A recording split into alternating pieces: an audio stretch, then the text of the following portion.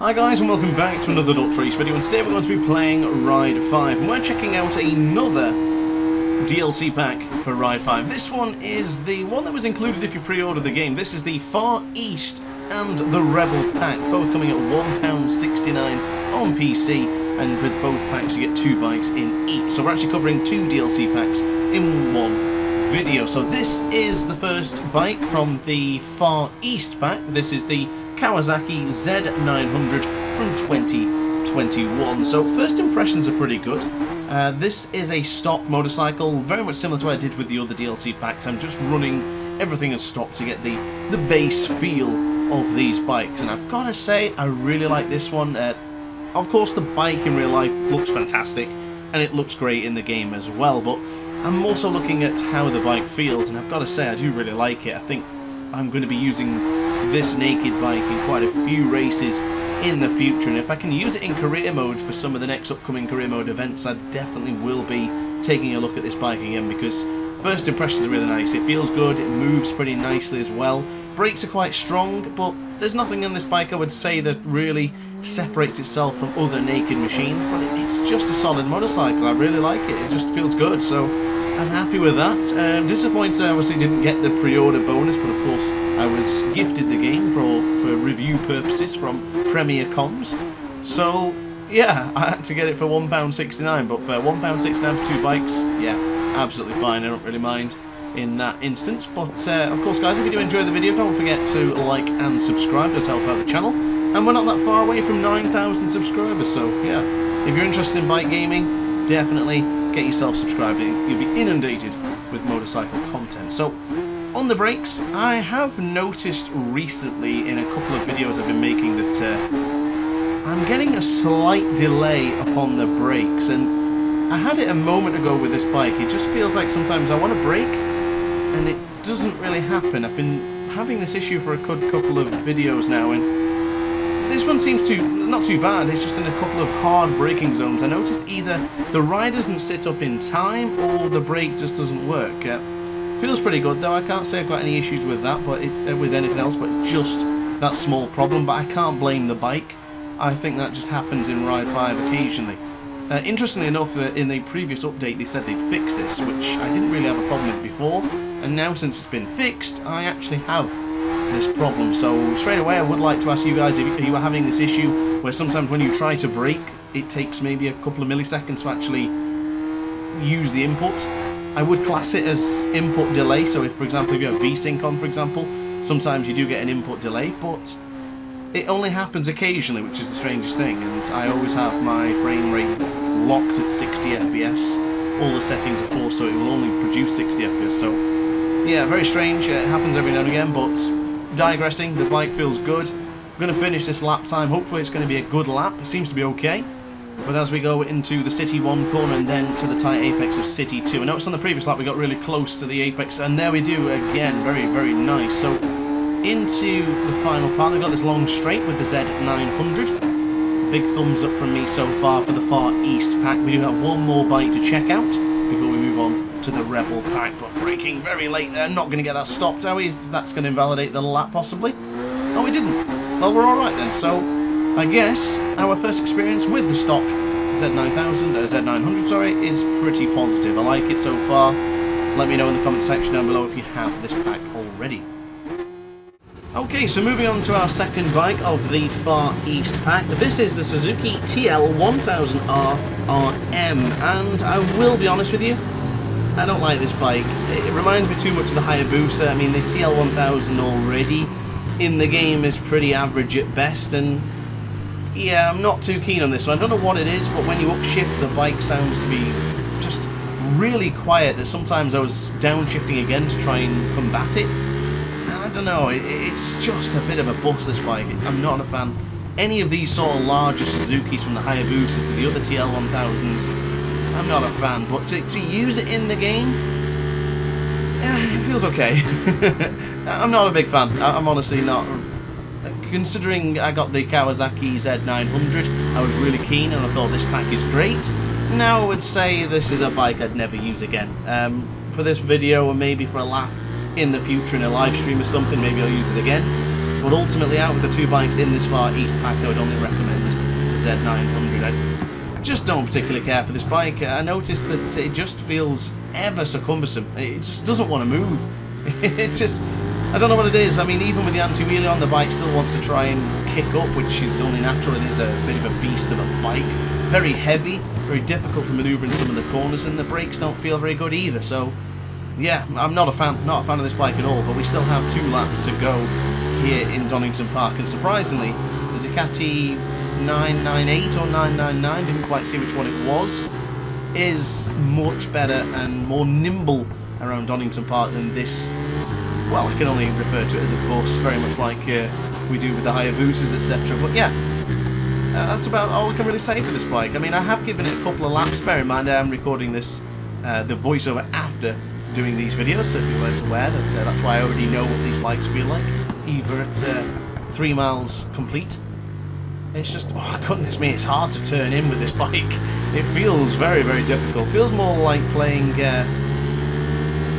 Superbike 22, where the bikes sometimes don't move in. It feels more like that. This bike would suit better there than it would here in Ride 5. But one thing I have noticed with this, upshifting early does tend to help. The wheelies don't come as often, but it's still very difficult to get the bike stopped. And of course, there is no upgrades to be done with this bike since it is completely race modified. So yeah, verdict now, I was very positive of the Z900. This one I would say, who cares? But I will just basically accept that I've paid £1.69 for one bike, because I don't care for this one at all. And unless you really want to see this bike again, I won't be using it. So this one's struck off the DrAce list of bikes to use. And it'll always be there. You can't sell it because, of course, it's a DLC bike. But maybe it'll grow on me.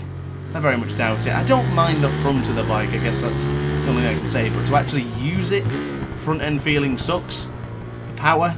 It's powerful on the acceleration, but then sucks on the straight. Yeah, it's just not a great bike. Nothing else to say about this bike apart from it's just average. Average and to never be used again. So let's get across the line. I've got nothing else really more to say without repeating that point over and over. So let's get this race done and move on to the Rebel Pack. So now we move across to the Rebel Pack, and now out of the 2 packs, I'm going to tell you straight off the bat, we have the Aprilia Tuono V4 Factory E5 Racing Modified version. This bike is stunning, it looks fantastic, it sounds great, and it feels good. It feels good. I'm not going to say it feels amazing. I was a little bit disappointed with it on the brakes. I really felt like I could get it stopped and move it into corners, and when it came to it, no, it felt a little bit sluggish. I was a bit optimistic for this bike, and I'm not going to say it's bad, but by any means it's not bad. It's definitely worth using again. I just felt like it would be a little bit more nimble. It doesn't seem to want to turn in some corners, and a track like Kailami, at which we're on right now, you would find that this would really push any bike with good turning, and yeah, it's... Towards the latter stage, I mean, going into Layer Cop and then down the hill and then moving into the final couple of corners from the crocodiles, etc. It's a good bike.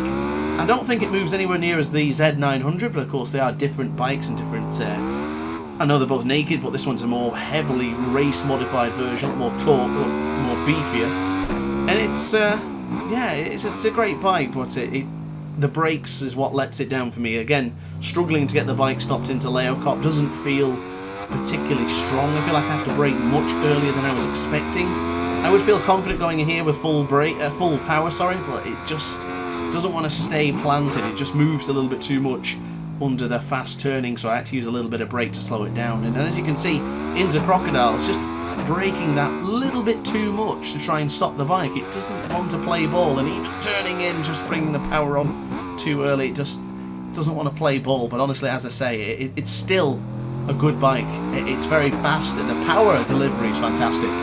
Never felt like I was going to wheelie with anti-wheelie on or off. It was just very solid. The only issue I had was the brakes, but honestly, it's not really a major issue. I'm just going to race it a different way.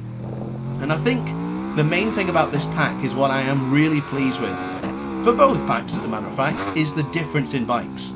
There's only 4 bikes to choose from, and yet every single one of them feels significantly different. And I really love that in Ride 5, because sometimes in Ride 4, and even for the first DLC packs or the couple of DLC packs we've already had in Ride 5, some of them felt too similar, and I couldn't really distinguish what was different about them. But these bikes seem to be completely different in every way, whether that's just my feeling and my interpretation, or if they have spent extra time to really make these bikes a little bit different. So for that reason, I'm happy that Milestone have made bikes that are significantly different and differentiate themselves from the other bikes. But ultimately, I'm happy with the purchase. I mean, £1.69 for 2 bikes, it's not too bad.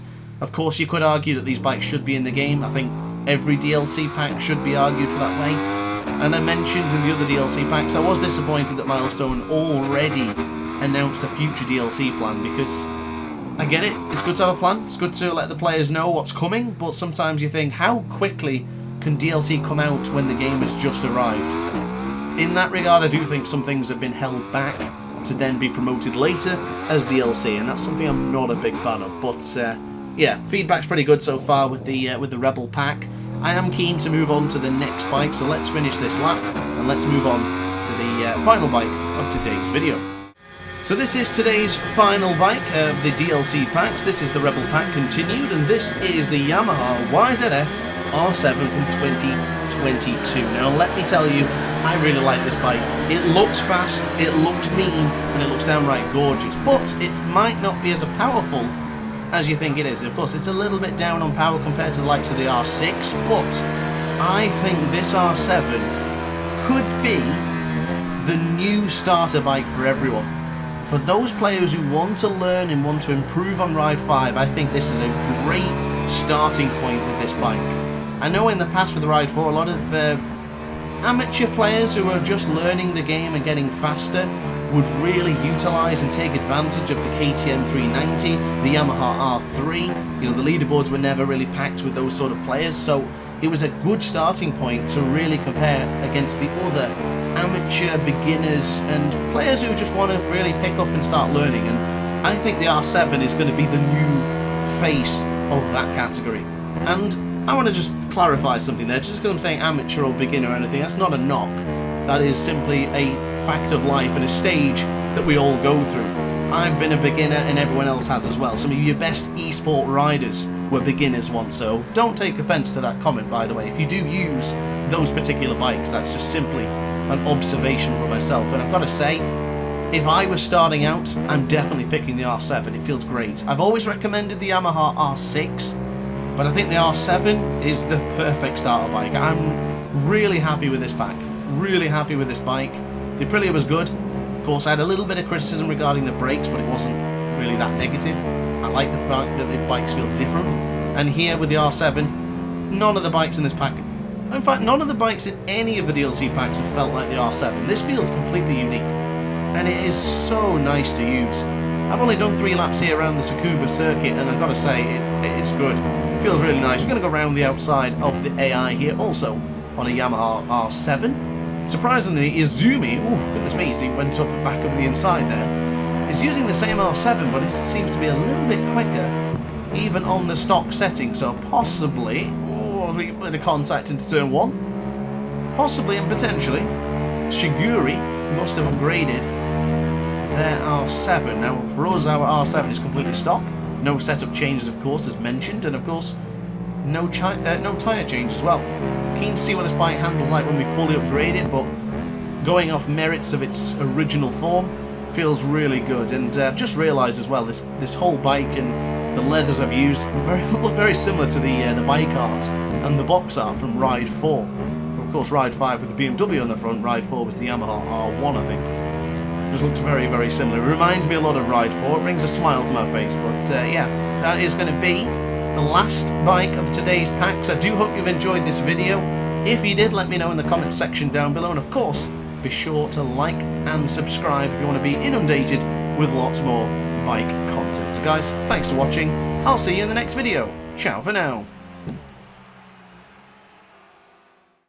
Oh hi, didn't quite see you there. Good to see you're still here. If this video didn't quite set your appetite, then why not watch some more DrAce content by clicking the video shown on screen now. Furthermore, if you would like to follow me on social media, you can do so now with the links down in the description. Consider subscribing so you don't miss a single DrAce video.